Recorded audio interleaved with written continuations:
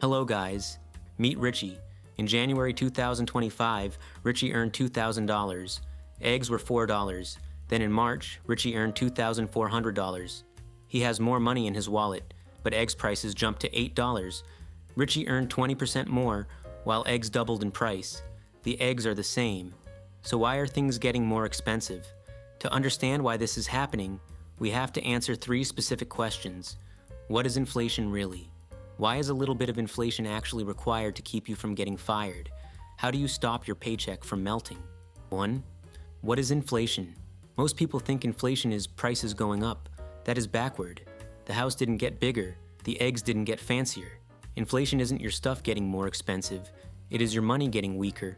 For centuries, the dollar wasn't money. It was a physical claim check for gold. Then, in 1971, President Nixon cut the cord. We moved to fiat money. The full story of why he did that is a whole other video. Click the card above if you were curious. But here's the result. The dollar became a receipt for nothing. Since the government can print infinite receipts, but they can't print infinite houses, the value of the paper collapses. That collapse is inflation. 2. Why does inflation happen? Prices don't just go up because of greed. They are pushed up by 4 specific phenomena. Number 1, demand pull. This is the stimulus effect. Imagine Richie sells PlayStations. Usually, 10 guys show up with $500. He sells out perfectly. Suddenly, the government mails everyone a check. Now 50 guys show up.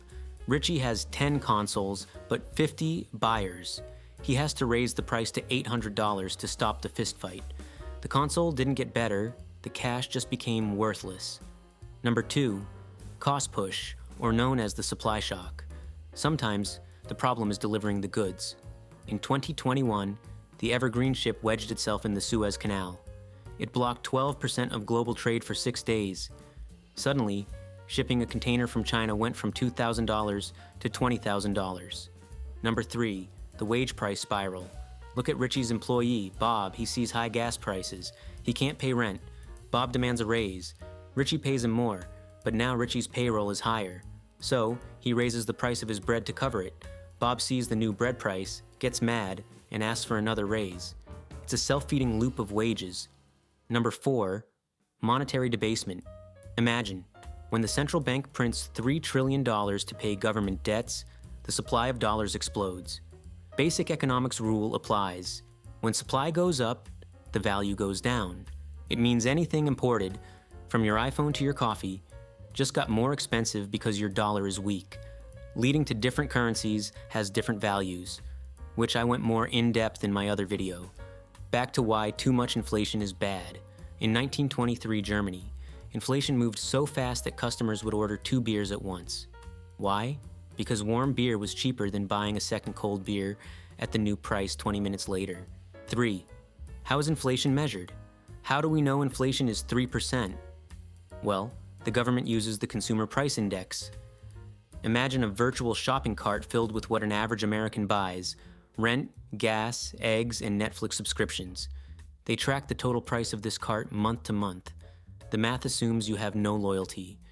If the price of steak doubles, the CPI assumes you stop buying steak and switch to hamburger. Because you bought the cheaper meat, the model says your spending didn't go up, while in reality, your standard of living crashed. The CPI doesn't measure suffering, it measures spending. You will often hear the news mention core CPI. This metric explicitly removes food and energy prices because the Fed considers them too volatile. So when gas hits $5 a gallon and eggs triple, the core CPI report might say, inflation is cooling. They are measuring the cost of living, excluding the cost of staying alive. 4.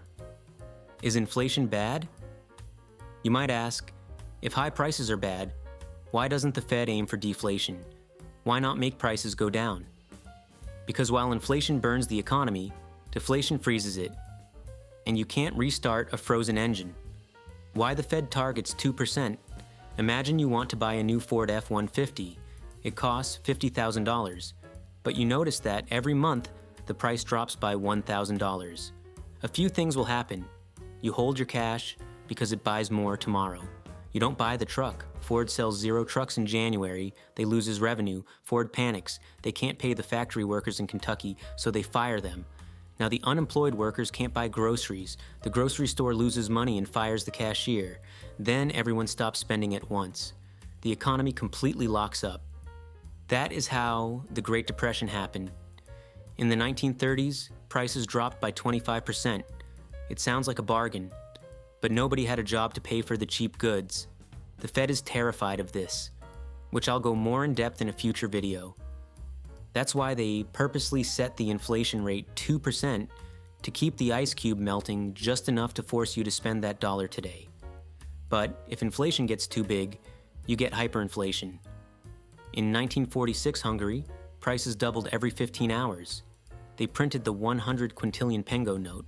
It sounds like a lot, but by the time it hit the street, that bill was worth exactly 20 cents. That is how fast inflation can escalate when trust breaks. 5. How to control inflation. So, how do we stop it? The government has 2 levers. Lever 1, monetary policy. The Fed raises interest rates.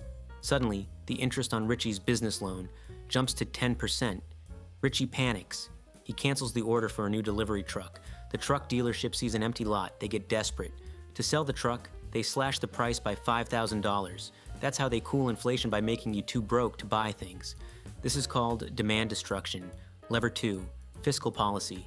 The government could raise taxes or cut spending. This pulls money out of the economy directly. But politicians hate doing this because it loses votes, so they usually ignore this lever and force the Fed to do the dirty work. 6. How to protect yourself. Savers are losers. A small amount of inflation, 2%, is actually healthy for the economy. It acts like grease in the gears, forcing money to move so factories stay open and Richie keeps his job.